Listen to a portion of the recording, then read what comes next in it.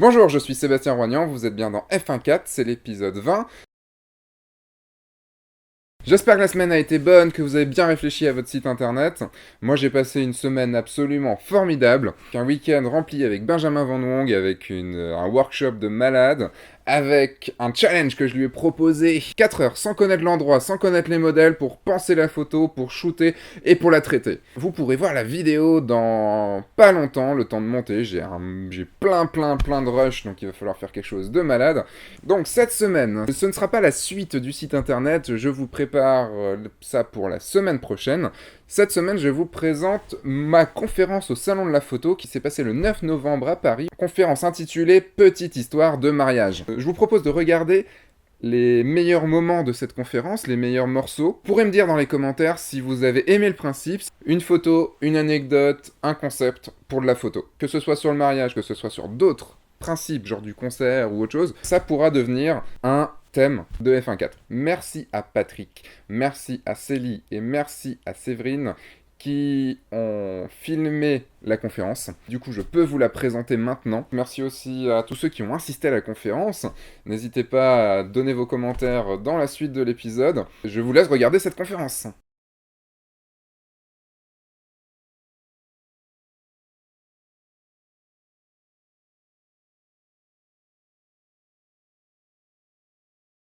Ici, on a Juan et Cédric. En fait, j'étais en classe avec Cédric à l'époque où j'étudiais non pas la photo mais l'infographie 3D. Je vais arriver dans la photo un peu plus tard. J'étais vraiment très nul en photo. On s'est connus il y a 9 ans. On n'était pas forcément très proches. Et il y a un an, un peu plus d'un an, quand ils ont décidé de se marier, Juan m'a demandé d'être son photographe de mariage. C'était quand même assez difficile, parce que pour ceux qui ont peut-être fait des mariages d'amis, en tant que professionnel, c'est difficile. Parce qu'il y a l'affectif qui est là, il y a aussi des gens peut-être qu'on n'a pas envie de voir. On doit photographier, c'est pas forcément facile. Et comme cadeau, je leur avais offert en fait une séance photo à Paris. Là, cette photo-là était prise à Montmartre, comme vous le voyez évidemment. Je lui avais offert ça parce qu'ils sont de Paris, enfin ils vivent à Paris. Et je trouvais que moi je voulais des photos prises à Paris, ça me permettait aussi de me faire mon book en même temps. Et l'après-midi était plutôt sympathique. Ça faisait environ 2 heures qu'on faisait d'une séance photo. On avait été près de la Tour Eiffel, on avait été près de l'île de la Cité. On a fait ça à côté d'un McDo. Cédric est parti chercher la voiture pour qu'on puisse partir à Montmartre. Pendant ce temps-là, on était chercher à manger. La seule chose qu'il y avait à 15 heures, on a trouvé un McDonald's à côté. La mariée n'est pas rentrée dans un McDo. Et elle a mangé son cheeseburger. Donc après, on est parti en voiture à Montmartre, où Cédric a mangé son cheeseburger, il était juste affamé. Derrière, ils ont joué un petit peu, l'ambiance était là. Voilà, j'instaure une ambiance avec mes mariés qui fait que le jeu est là. Ils aiment s'amuser, en fonction après des différences de comportement évidemment, mais eux aimaient s'amuser. Qu'est-ce qu'il y a au-delà de cette photo? C'est une photo fun pour une photo de mariage, ça peut être une photo un peu backstage de la séance de mariage. Moi, c'est une photo qui reste dans mon book. Pourquoi? Parce que ça me permet d'expliquer aux gens que c'est une photo unique. Pourquoi unique? Tout simplement parce que c'est une photo qui leur ressemble. Si je vous dis qu'il y a 8 ans, ils se sont rencontrés en travaillant dans un McDonald's, tous les deux. Est-ce que la photo parle beaucoup plus pour vous? Une photo d'un couple qui s'embrasse, tout le monde peut la voir. Chaque couple peut la voir. Cette photo comme ça, c'est la photo qui les définit. C'est une photo qui est unique. Quand ils la reverront, ils reverront le moment où ils se sont rencontrés, l'endroit où ils se sont rencontrés. Je me bats contre je suis désolé s'il y en a dans la salle, contre ces photographes qui trouvent un endroit et qui font poser les mariés. Et les mariés sont interchangeables. Je suis sûr que vous avez tous vu des vitrines de photographes avec toujours les mêmes photos, juste les couples qui changeaient. Moi, c'est pas ça. Quand je vais à une séance photo, j'ai la boule au ventre parce que je ne sais pas quelle photo je vais faire et parce que je veux trouver la photo qui appartient aux mariés et va définir les mariés. Une deuxième photo qui ne les définit pas du tout. Je vais vous parler de l'expérience. En tant que photographe, on n'est pas juste là pour prendre des photos, on est aussi là pour leur donner un instant mémorable. Anne-Claire et Johan, qui habitent Paris, sont venus un dimanche pluvieux, enfin très gris, sur Saint-Malo. C'est le premier qui dit qu'en Bretagne il fait toujours gris. Là. La première fois qu'on s'est vu, la première fois qu'on a fait notre rencontre pré-mariage, je leur ai mis la petite graine en tête. La petite graine on peut faire quelque chose de fort, on peut faire quelque chose que vous n'avez même pas imaginé. Si vous voulez faire des photos près d'une plage, on peut aller sur la plage, mais on peut aller aussi dans l'eau. Ils étaient totalement contre, vraiment contre. Mais au fil du temps, au bout d'un an et demi, donc leur mariage a été en juin, la séance photo a été faite en septembre. Ils sont partis loin pour leur voyage de noces, merci. Et à la fin, ils m'ont dit, ok, on va dans l'eau. Donc ils sont venus de Paris à Saint-Malo, avec la robe dans un sac, pour se dire, on va dans l'eau et on revient le soir même avec la robe complètement trempée. On s'est fait quelques photos sur la plage de Saint-Malo, puis après on a été à Saint-Lunaire, tout à côté, sur une petite plage, et on a été faire des photos. Malheureusement, il y avait un ciel tout gris, c'était pas difficile, c'était vraiment au niveau lumière, on n'avait rien. Et on a commencé à aller s'amuser dans l'eau. Moi, j'avais une combinaison, qui est plus pratique, et j'ai un petit sacoche étanche qui me permet d'aller sous l'eau. On a commencé à shooter, je leur ai proposé de faire plein de choses, et pareil que l'autre couple, ils se sont amusés et tout ça, on a fait des conneries, ils se sont jetés dans l'eau, ils se sont jetés de l'eau et tout. Et à un moment, j'ai shooté comme ça, et puis j'ai regardé mon truc et j'ai fait ah ouais, le niveau de la robe là, c'est quelque chose de... Enfin, j'avais jamais vu ça. C'est une photo que je n'avais pas prévue. Et c'est toujours la photo qu'on n'a pas prévue qui va marcher. Si vous prévoyez une photo, elle va être techniquement peut-être bonne, mais émotionnellement pas forcément. Et donc je vous parle de ça parce que c'est un souvenir inoubliable et on leur vend une expérience. En tant que photographe, c'est fun d'y aller, c'est super fun d'aller dans l'eau. En tant que marié, c'est peut-être difficile au début, mais ils s'en souviendront toute leur vie. Vous ne la reconnaîtrez pas, mais c'était Wan, la personne qui avait son mari qui mangeait un McDo. On raconte une histoire. Mon but, c'est de raconter l'histoire de leur mariage. Avec une photo, comme vous pouvez voir là. En gros, ici, on est le jour J, on est le matin. On est chez ses parents, dans sa maison d'enfance. Ils étaient à l'étage, elle sortait de chez le coiffeur. Donc elle venait de se faire maquiller à l'étage, dans la salle de bain. Elle venait d'enfiler sa robe avec toute sa famille. Il y avait une partie de la famille en haut, une partie de la famille en bas. De la famille étrangère qui ne parlait que anglais, enfin c'était une famille aussi asiatique, donc ça parlait asiatique, ça parlait anglais, ça parlait tout ce qu'on voulait, c'était super chouette. Il y avait une effervescence. Et pour les photographes de mariage qui ont déjà vécu ça, quand la mariée s'est habillée, il y a toujours quelque chose. Il y a toujours un moment où elle réalise que je vais à mon mariage. Et elle voulait descendre, je lui ai juste demandé d'attendre parce que tout le monde voulait descendre à ce moment-là. Je lui ai demandé d'attendre, tout le monde est descendu. Pourquoi? Parce que j'avais repéré ce tableau, enfin cette photo. C'est une photo qui marche en fait. La photo dans les escaliers marche souvent. Là, ça marche spécialement. Pourquoi? Parce que, comme vous avez sûrement pu le comprendre, c'est elle juste en petit ici avec ses deux sœurs à côté. On a la photo, elle petite qui regarde, elle qui va devenir une femme mariée, une grosse étape dans une vie, normalement. En dessous, on a les chaussures tout en bordel et tout, qui montrent une vie aussi dans cette maison. On n'est pas dans une maison aseptisée, dans une maison vivante. Et donc là, moi ce qui m'a vraiment marqué dans cette photo, c'est tout ça, c'est toute cette histoire en fait de la petite fille qui regarde la femme mariée qui va vers son mariage. Voilà. Je raconte une histoire dans ma photo. Vous connaissez ces instants super pénibles, les signatures. Vous connaissez la femme ou l'homme qui s'occupe des signatures à la mairie, qui dit signez là, là et là, regardez le photographe. S'il y a des photographes de mariage, vous avez forcément vécu ça. Ma reine, elle fait tout le temps ça et je la rembarre à chaque fois. Pourquoi il ne faut pas regarder le photographe quand on signe, et pourquoi c'est des moments aussi qui sont considérés comme pénibles et qui peuvent être intéressants, c'est que vous voyez ici, vous voyez le curé, vous voyez la boule qu'il a. Il est content. Là, vous voyez, qu'est-ce qu'il se dit le marié? Il se dit, putain, elle signe. Putain, elle signe. Merde, j'ai dit un gros mot. Excusez-moi. Il y a ce moment d'émotion, il y a ce moment, c'est factuel, c'est vraiment, c'est légal. Mais c'est un moment où ça devient très concret. C'est un moment d'émotion. L'anecdote que je peux vous raconter par rapport à ça, c'est un mariage où le marié signe, enfin la mariée d'abord signe, le marié signe, je suis accroupi comme ça, en attendant pour faire la photo. Cette photo-là marche, je la fais un peu à chaque fois. Et à un moment, il me regarde. Je fais toi, il me regarde une deuxième fois. Je fais toi, la prochaine fois que tu me regardes, c'est 1000 € de plus sur le contrat. Ça passerait pas forcément avec tous les mariés. Avec lui, je savais que ça passait, il a éclaté de rire. Est-ce que dans l'Assemblée, vous connaissez le Notre Père?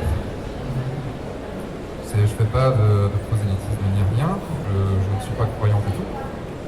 Mais j'ai une culture catholique, on m'a un peu forcé. Et donc je connais le Notre Père. Sauf que le Notre Père a deux fins.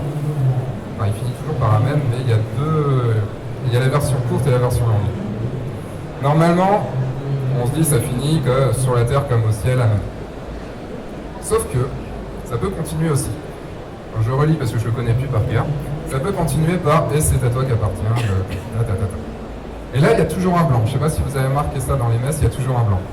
Parce que les gens ne savent pas si il faut continuer ou pas. Alors vous entendez des Amen et vous entendez le curé qui continue à réciter sa prière. Là, c'était au Mont-Saint-Michel, c'était dans une église du Mont-Saint-Michel, celle en bas, je ne sais plus son nom. Et c'était une famille assez catholique. Et là, c'était trop marrant, j'étais à côté, je me baladais. Il y a eu ce moment-là de blanc. Les deux là, voire les trois là, il y en a une qui s'est retournée méchamment. Ils se sont regardés et se sont dit on continue ou pas? Moi j'étais là, j'ai compris. Ils se sont retournés vers moi parce qu'ils m'ont vu, j'ai fait exprès de me faire voir. Et là ils ont compris que j'avais compris. Ce regard que vous voyez de l'homme ici, c'est j'ai compris que tu as compris. Et merde, je me suis fait avoir. Est-ce que j'ai pris la photo? Et ça, c'est des moments qui, quand il reverra cette photo-là, il se dira merde, il m'a écrit cet enfoiré.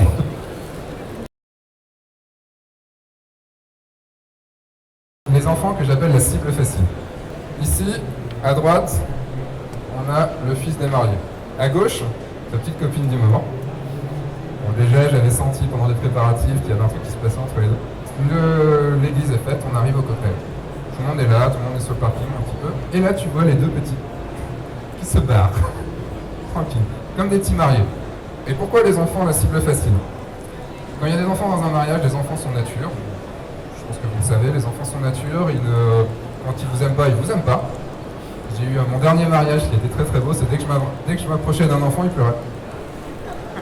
Je vous dis pas le regard des parents sur moi. D'habitude, les enfants m'aiment bien, même si je les aime pas, c'est une notoriété publique que j'aime pas les enfants, mais les enfants m'aiment bien. Et pendant tout ce mariage-là, donc le dernier mariage que j'ai eu, les enfants pleuraient. Là, c'était pas top. Et j'arrive, j'étais invité aussi à la soirée, et j'arrive sur ma table et je vois qu'à côté de moi, c'est le couple qui a l'enfant qui pleurait le plus à côté de moi. Je fais, oh mince. Bon, on s'est assis, on a essayé, et en fait, au bout d'un moment, elle me fait un bisou sur les joues, j'étais devenu son plus grand pote. Les enfants, c'est comme ça. Mais pourquoi la cible facile? C'est parce que comme ils sont nature, quand je vous dis, ils vous aiment pas, ils vous aiment pas, ils vous aiment, ils vous aiment. Ils le montrent.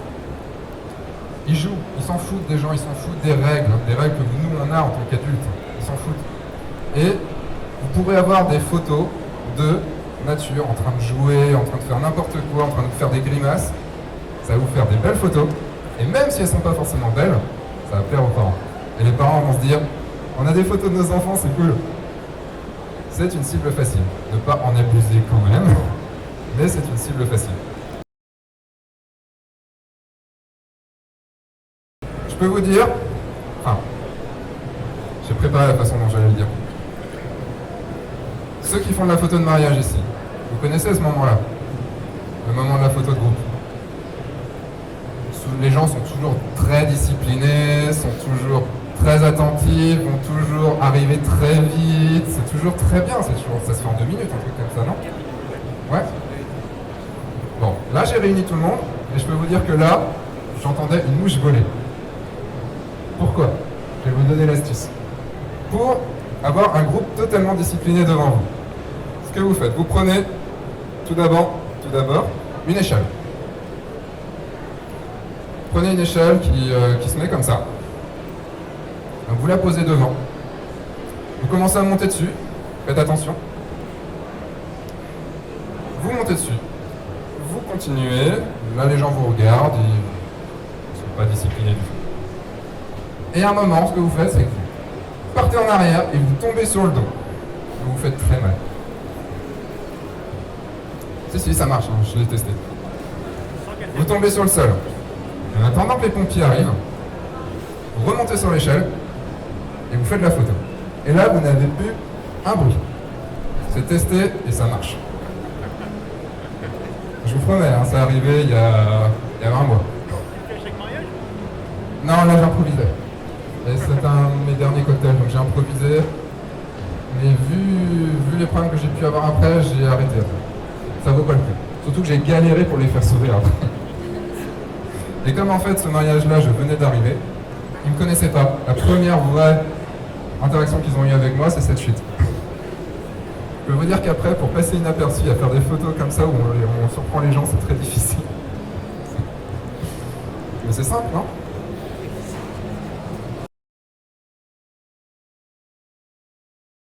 Je vous présente le père du petit qui se barrait avec sa copine.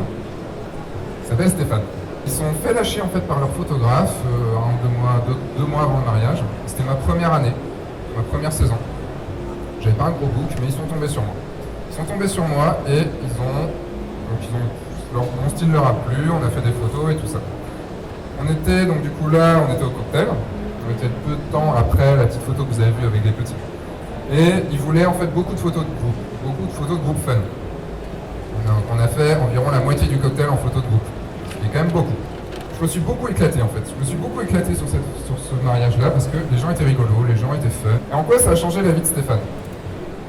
Parce que la façon dont on fait son travail peut changer de vie. Alors oui, c'est marié ce jour-là, ça a changé sa vie. Enfin, ils étaient déjà en couple, ils avaient déjà un enfant, donc ça n'a pas forcément beaucoup changé. Un an après, je vais à un concert, parce que je fais un peu de photos de concert aussi, dans une petite salle à côté de Rennes. C'était le concert de Robin McKill, pour ceux qui connaissent. Et j'arrive, je suis en retard. Je suis en retard parce que j'ai eu la crève au dernier moment. Et la pénombre, en fait, tout le monde est dans la salle déjà, il y a la première partie qui est en cours. Et là, je vois un mec passer à côté de moi qui me fait bonjour Seb. Je le reconnais pas parce que c'est dans le noir, je le vois pas. Et comme il habite loin, je pensais pas que ça pouvait être Stéphane.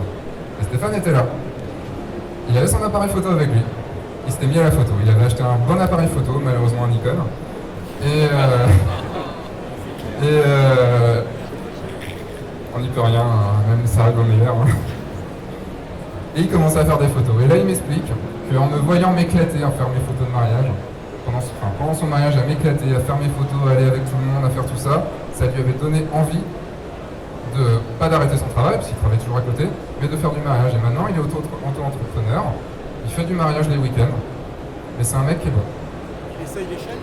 Comment? Il essaye l'échelle? Je vais essayer de lui en parler. Donc n'oubliez pas que la façon dont vous faites votre travail, la passion que vous mettez dans votre travail, peut changer des vies, peut influer sur des choses. Je dis pas, ça c'est radical, ça peut arriver, ça arrivera peut-être qu'une seule fois dans ma carrière, j'en sais rien, mais ça peut faire des choses. La façon dont vous travaillez, la passion que vous mettez, l'amour que vous mettez dans votre travail peut influer déjà sur votre travail et sur les gens qui y a autour. Voilà, c'était les morceaux choisis de la conférence que j'ai donnée donc au Salon de la Photo. Il me trotte dans la tête de faire des workshops, de commencer à réaliser des workshops à travers la France. Si cela vous tente, dites-le moi. Ce serait une journée ou 2 journées de workshop sur le portrait, sur Photoshop. J'ai plusieurs idées de workshops à faire. Si vous avez envie de me faire venir dans votre ville pour réaliser un workshop avec vous et donc avec quelques autres personnes, dites-le moi, envoyez-moi un mail à fun4@gmail.com ou dans les commentaires sur Facebook ou dans les commentaires sur YouTube. Contactez-moi, on verra ensemble les modalités et si c'est faisable ou pas. Je vous souhaite une bonne semaine plein de photos et à très vite. Au revoir.